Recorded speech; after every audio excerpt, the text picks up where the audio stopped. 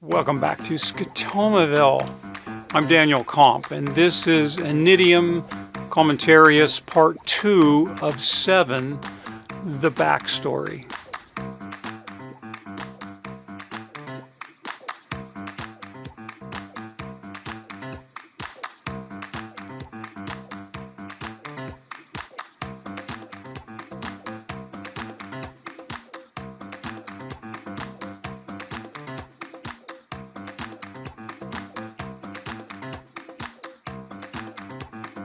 It's important to build a bridge so that you know the foundation of my experiences and why I was gifted with the creation of this. Like Bezalel in the Old Testament, given to create the tabernacle in the wilderness, this space has similar architecture. And I did it under the constraints, having to look over my shoulder, having sparse resources and a space to be completely creative, but without any guidance, a nudge, an inkling, a million touches. So, Initium. I was born illegitimate. The Catholic Church would put me in a corner. I mean, literally, face the corner. Don't be with the rest of the kids. I couldn't speak very well. I couldn't say toke. Didn't have R's. Toke, for Thanksgiving. Yeah, I had to ride the special bus, so to speak, and learn how to speak in the beginning. And it wasn't until I was nearly 50-ish when I realized that, this is the definition of functional Asperger. Well, that's part of why I do what I do. Oh, maybe I'm a polymath because I work in multiple domains simultaneously, but I really grew up wanting to be like Spock. I wanted to work in the nuclear industry, and thank God that didn't pan out so well. What happened was I was looking for work after my stint in the Navy in Vietnam, and I couldn't get stuff in research, in the creative end of it. Fermi, Los Alamos, CERN, they weren't hiring. Rocky Flats was hiring if you wanted to come work on weaponry, but look how that's worked out lately, right? You got a target on your back if you're working in the nuke DOD industry. So I sat on a glacier in Colorado.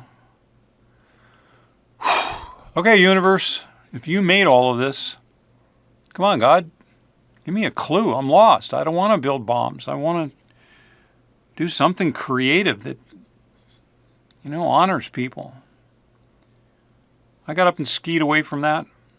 I fell 150 feet off that cornice, a boilerplate piece of ice that on the way down I passed Rocky Mountain Search and Rescue Group. That was unanticipated.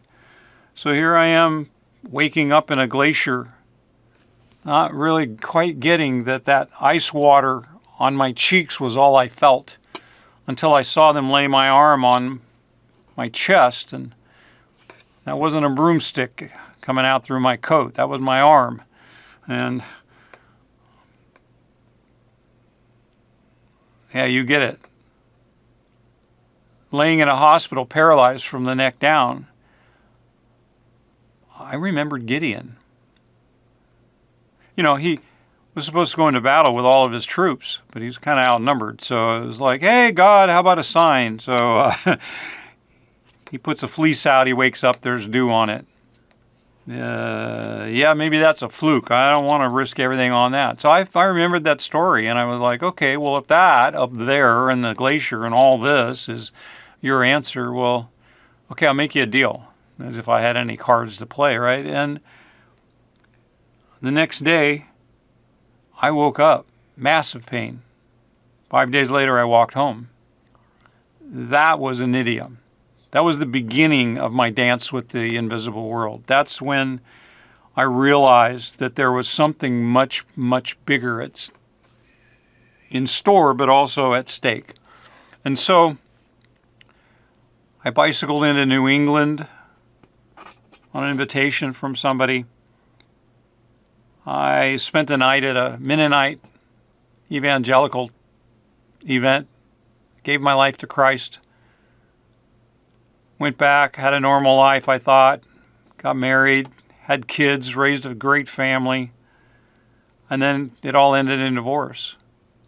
The internet emerged, and I decided to not do construction and high-end remodeling. I decided rather I'd get involved in the information world. It seemed a little less risky. Little did I know, right? SCOTOMAVILLE. So, 25 years in that industry.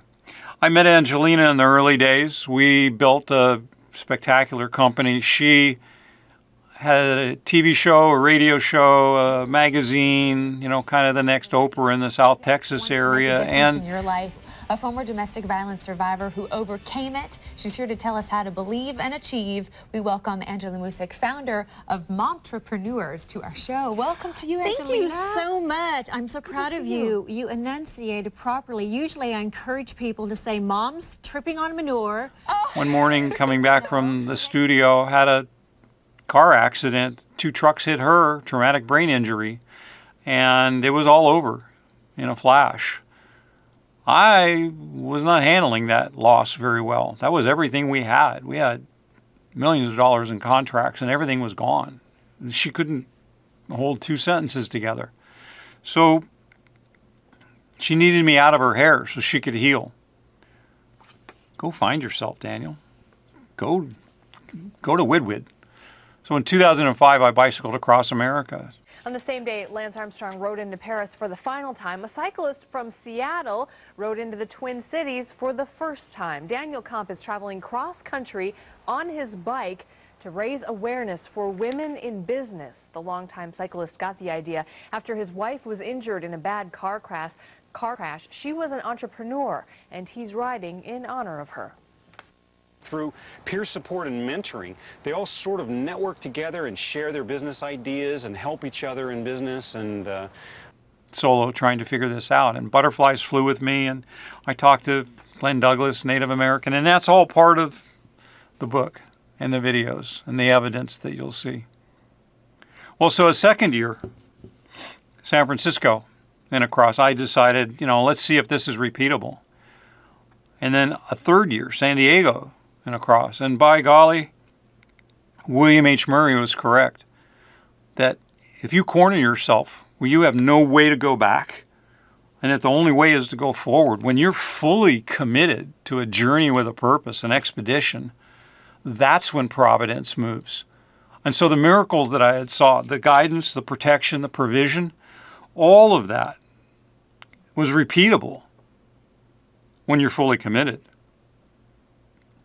So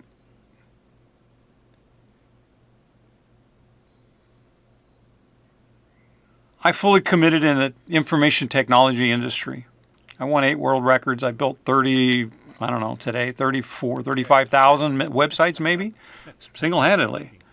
All right. There's some tricks. Thanks for watching. You have some automation. There's some cool things you can do. But point being that I earned the world records. And then in retirement, I went smack into COVID. And you can watch the channel, all of the adventures, learning that they sell you the dream, but you buy an RV. And that ended with us in Kansas just before the election, seeking God again on a mountain, if you will. What do we do? Where are we going? What do we? And then it was the monomyth, the inner cave, the whole Angelina going, we're supposed to go back to home and build a salt cave. It's like, you're gonna be kidding me, God. I'm supposed to go build a salt cave? A what? Oh, a sacred space. And so that brings you up to this year. The last 6 months I've been thinking about Initium, the cave. My job as a sage to connect the dots for you.